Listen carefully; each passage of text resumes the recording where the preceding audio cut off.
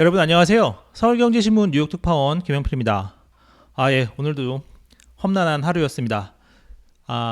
구인 보고서가 있었고요. 그 다음에 FOMC 회의록이 나왔는데 어쨌든 둘 다 증시에는 좋지 않은 요인이었음에도 불구하고 상승 마감했습니다. 그동안 좀 많이 떨어졌던 요인들, 그리고 시장이 특히 월가가 연준의 의지를 좀 무시하는 부분이 같이 있는 것 같습니다. 오늘은 이런 부분들 중심으로 시장 어떻게 봐야 되는지 같이 한번 알아보도록 하겠습니다. 오늘 3분 월스트 제목은 그래서 좀 이렇게 꼽아봤습니다. 연준이 증시가 오르면 일이 어려워진다. 즉 인플레이션과의 싸움이 힘들어진다. 추가 긴축을 할 수밖에 없다. 이렇게 경고했음에도 불구하고 시장은 두고 봐야 된다. 이렇게 밝혔다는 점, 그것이 오늘 핵심 포인트겠습니다. 오늘 이제 FOMC 회의록이 나왔죠.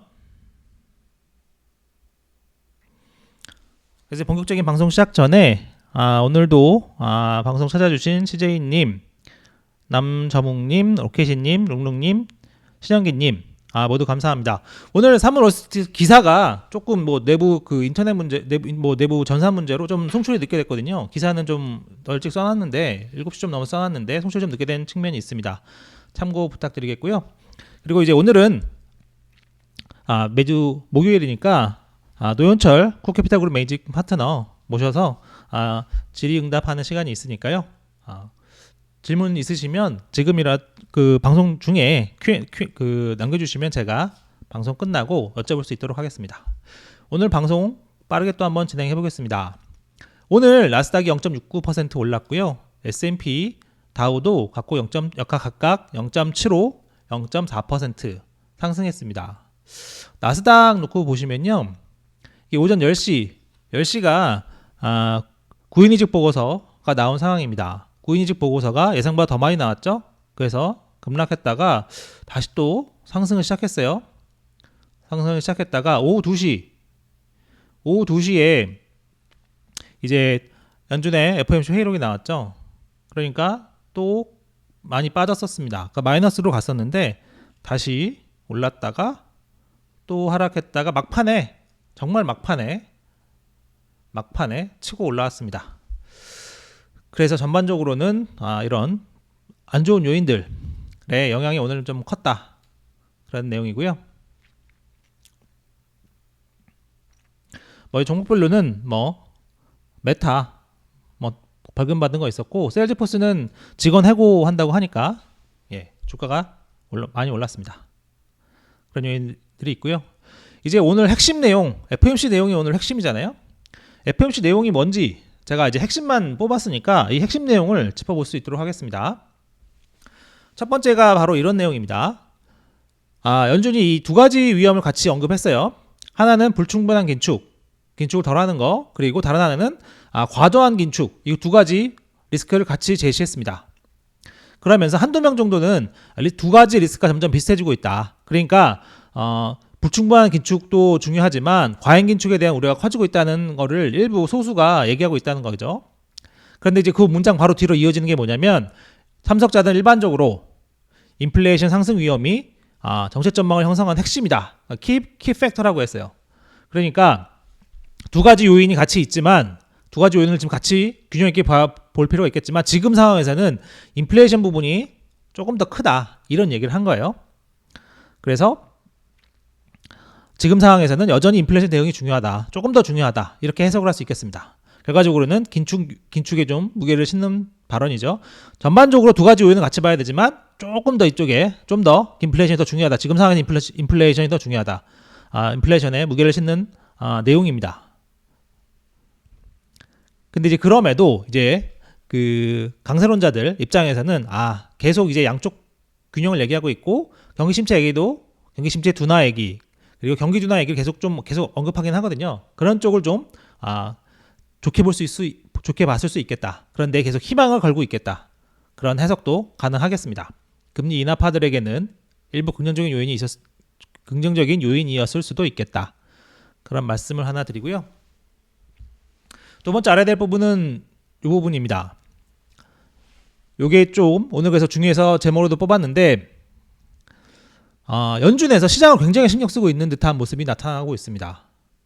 금리 인상 속도 둔화가 연준의 의지 악화나 인플레이션 하락을 뜻하는 게 절대 아니다. 그것을 시장에 명확히 알리는 게 중요하다. 커뮤니케이션이 굉장히 중요하다고 이렇게 써놨어요. 그러면서 11월 FOMC 이후에 금융시장이 완화했는데 이게 좀 문제라고 분명히 짚어서 얘기했습니다. 시장의 위원회의 행동을 오해해서 금융시장이 완화하는 것은 물가 안정 노력을 어렵게 할 수 있다. 이 부분이 굉장히 중요하겠습니다. 물가 안정 노력을 어렵게 할 수 있다. 이 얘기는 말을 좀 이렇게 했지만 결과적으로 시장이 자꾸 연준의 의도를 의심하고 자꾸 증시가 올라가고 국채금리가 하락하고 이런 식으로 나오면 연준의 물가 안정 노력, 인플레이션 대응이 힘들어진다. 그 얘기는 니네가 협조 안 하면 금리 더 올릴 수밖에 없다. 이런 얘기죠. 상당한 경고의 목소리입니다. 이것을 분명히 짚어서 얘기하고 있어요.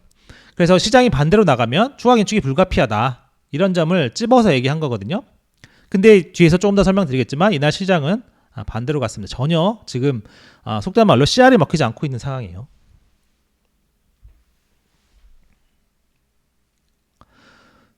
그리고 결국 이제 타이트한 노동시장이 오래 가면 물가 압력도 지속할 것이다. 노동시장 굉장히 중요하다. 뭐 이런 말을 했어요. 그리고 오늘 그 공개된 회의록 전체를 보시면요. 2월에 0.25로 둔화할 수 있겠다는 그런 힌트를 준 거는 없었습니다. 찾아볼 수가 없었어요. 그리고 금리 인하 얘기 당연히 없겠고 이 두 가지도 없었다는 점 같이 한번 보실 필요가 있겠고요.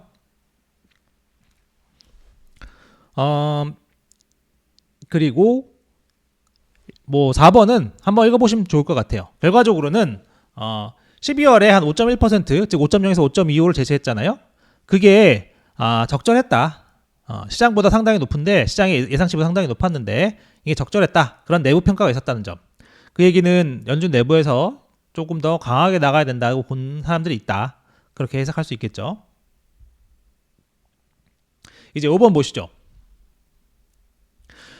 하지만 이제 일부 참가자가 장단기 금리 역전이 역사적으로 경기 침체 앞에 나왔었다. 이런 부분을 지적했다. 그러니까 사실 파월 의장은 12월 FOMC 기자회견 때 내부적으로는 뭐 침체 얘기 안 하고 있다 이렇게 했었거든요. 근데 이제 이게 조금 뉘앙스 차이가 좀 있을 수도 있는데 침체가 뭐 왔다 뭐 이런 얘기는 아니지만 어쨌든 침체에 대한 언급이 있다는 거죠. FOMC에서도 침체에 대한 언급이 있었던 겁니다. 그래서 뭐 지금 당장 뭐 침체가 온다 아니면 뭐 확률이 몇 %냐 이런 얘기를 하진 않았지만 어쨌든 장단기 금리 역전이 침체로 이어질 수 있다. 그게 과거의 사례였다. 이런 얘기가 나왔다는 거죠. 어쨌든 이런 침체 얘기가 계속 언급되고 있다는 점. 물론 이게 다수는 아닙니다. 일부 참가자는 그렇게 얘기했다고 해요. 장기 금리 떨어지는 거는 인플레이션 떨어질 거라고 생각하기 때문이야. 이렇게 얘기하는 사람도 있었다는 점에서 다수는 아니지만 어쨌든 이런 언급들이 나오고 있다는 점. 그런 것들 같이 보실 필요가 있고요. 그런 언급은 뒤에서도 나옵니다. 즉 중국의 코로나 제로 정책 완화 그리고 우크라이나 전쟁 그리고 전 세계 동시 긴축 이런 것들 때문에 이게 양쪽의 리스크를 다 가지고 있다. 하나의 리스크는 인플레이션 상승 리스크죠. 제로 정책을 완화하면 수요가 증가할 수 있으니까요. 우크라이나 전쟁도 이게 상황이 심각해지면 또 공급 문제를 일으킬 수 있잖아요. 동시 긴축은 대신 이제 침체 쪽의 요인이겠죠. 그래서 이제 인플레 상승 가능 외에 경기 침체도 가능하다. 그래서 어쨌든 이 침체라는 말들 리세션이 그 내용 중에 계속 나오거든요. 그래서 그런 점이 있었다는 점 같이 알아두실 필요가 있겠고 7번은 제가 전에 한번 방송에서 말씀드린 적 있죠. 100만 개 2분기 고용이 100만 개 사라진 거 그 내용입니다. 그래서 이 내용은 이제 연준에서 근데 그런 내용이 나와요. FOMC에서 이런 보고서가 있었는데 이걸 좀 의미가 있겠다. 그러니까 노티드했다고 나오거든요. 좀 주목했다 이런 식으로 나와요. 그러니까 연준도 요 사건을 좀 계속 주목하고 있는 겁니다.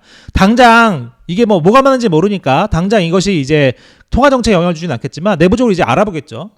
회의록에도 언급이 되고 했다는 얘기는 그런 회의에서 근데 이번에 그 필라델피아 연방준비원회에서 나온 거 봤느냐 100만 개 적다는데 어떻게 된 거냐 이런 얘기가 나왔었겠죠. 그러니까 이제 결과적으로 노동시장을 굉장히 지금 주목하고 있고 이게 추가적으로 어떻게 되는지 실질적으로는 노동시장이 어떤 건지를 조금 더 알아볼 것 같습니다. FOMC에서 언급을 했기 때문에 실무적으로 당연히 알아보겠죠. 그래서 당장 정책 전환은 없겠지만 노동시장에 대한 추가 분석이 필요하다. 그만큼 연준이 이런 부분에 민감하다. 그래서 저희들 같은 경우에는 제가 이제 한번 월스트리트 방송에서 분석해드린 대로 그 부분을 한번 계속 알고 계시면 좋을 것 같아요. 이 100만 개 논쟁, 사라진 100만 개 논쟁, 이걸 계속 알고 계시는 게 당장은 아니더라도 좀 중장기적으로 의미가 있을 것 같습니다. 그래서 주요 내용 이렇게 7가지는 이 정도고요.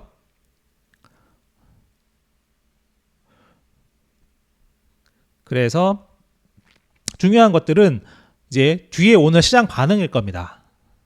시장 반응이 결국 오늘 아주 재밌었어요. CME 페드워치를 먼저 같이 한번 좀 보실게요. 오늘 이제 고용이 강했었잖아요. 구인 건수가 많으면서 고용시장이 강하다, 이렇게 결론이 나왔고, 그 다음에 FOMC 의사록에서 어쨌든 시장이 자꾸 이렇게 반응하면 일이 어려워질 거야, 그런 얘기도 했고, 당분간은 추가 긴축 계속할 거라, 이렇게 나왔었음에도 불구하고 보시면 이건 이제 2월이고요. 3월 4.7에서 5.0까지 올라가죠. 0.25씩 두 번 올라간다는 전제입니다. 5월 지금은 좀 달라졌네요. 지금은 이제 5.0에서 5.25가 좀 높아지긴 했는데, 아까는 이제 결과적으로는 4.7에서 5.0이 많았었거든요.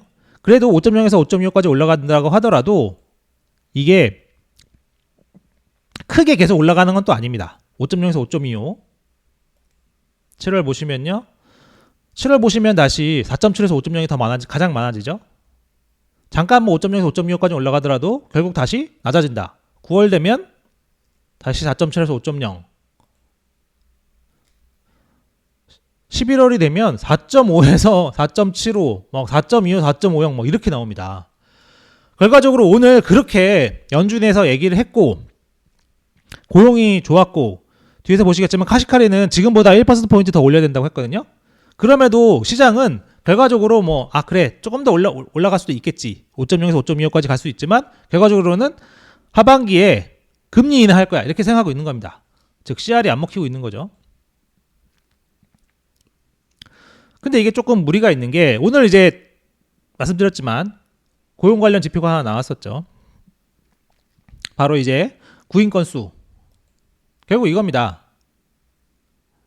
10월에 1051만 2천 건.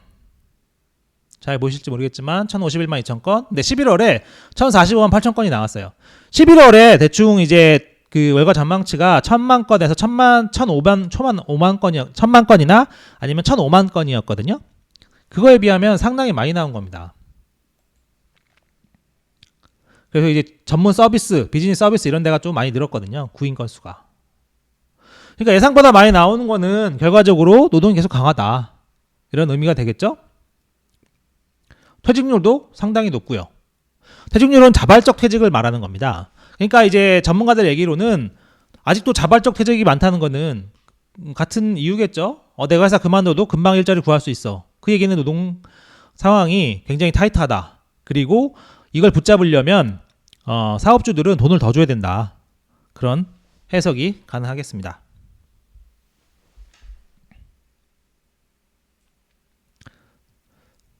그리고 정리해고나 해고 건수도 오히려 감소했어요. 11월에. 약간 좀 이게 전반적으로 이상한데 오히려 약간 또 감소했습니다. 11월부터 이제 좀 이게 그런 정리해고 기사들이 많이 나오기 시작했거든요. 근데 이제 여전히 그 얘기는 여전히 노동시장이 강하다, 그런 의미를 볼 수 있겠죠. 그래서 이제 오늘 카시카리는 지금보다 1%포인트 더 올려야 된다. 그 얘기는 자기가 이제 5.4% 얘기했거든요. 그 얘기는 5.25에서 5.50 그 얘기한 겁니다. 그 연준이 12월 FOMC 때 제시한 것보다도 0.25 더 높은 거죠. 그런데 이제 아까도 제가 CME 페드워치 보여드렸지만 시장은 전혀 그렇게 생각하지 않고 있다. 뭐 한 5.0에서 5.25까지 갈 수는 있어도 지금 오후 시간이 더 늦어지면서 5.0에서 5.25가 조금 늘긴 했는데, 그럼에도 불구하고 하반기 뒤로 가면 무조건 금리 인하한다, 그렇게 생각하고 있다는 거. 시장이 연준을 무시하는 거죠. 그래서 여기 마크 잔디 얘기만 잘 보시면 될 것 같아요. 나는 연준이 이렇게 한 겁니다. 나는 연준이 금리가 올해 빠르게 내려오지 않을 것이라고 시장을 유도하고 싶어 한다고 본다. 즉 연준은 계속 시장에 이런 메시지를 보내고 싶다는 거예요. 근데 시장 전망을 보면 정책금리가 5%까지 올라갔다가 연말에 내려오는 것으로 돼 있다. 회의록의 메시지는 더 높은 금리가 더 오래 간다는 것이지만 그렇게 높은 금리가 오랫동안 갈지 누가 알겠나? 이게 핵심입니다. 그렇게 높은 금리가 오랫동안 갈지 누가 알겠나? 이게 시장의 핵심이고요.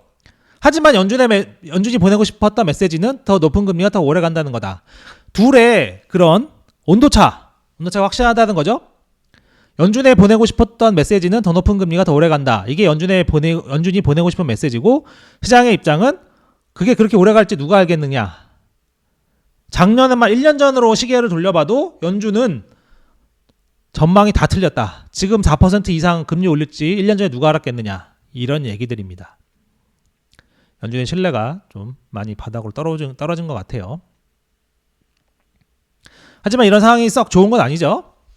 아무래도 이제 연준과 시장의 이제 괴리가 커지면 커질수록 나중에 변동성은 더 커질 수 있겠고 불확실성은 커질 수 있습니다. 왜냐면 연준도 이렇게 하다가 정말 안 되나? 그러면 확 또 질릴 수가 있기 때문이죠. 그리고 이제 블랙스톤의 바이런 빈, 블랙스톤 부회장의 발언, 이런 내용들. 이분은 이제 완만한 침체가 오겠지만, 연준의 긴축이 계속되면서 완만한 침체가 오겠지만, 이분은 이제 연준이 금리를 내릴 거라고 생각하진 않아요.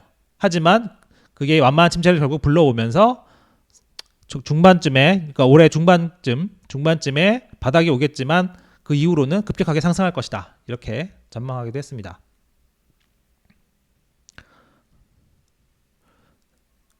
그래서 보시면 새해에도 결국 연준과 시장의 싸움이 계속 이어지고 있습니다.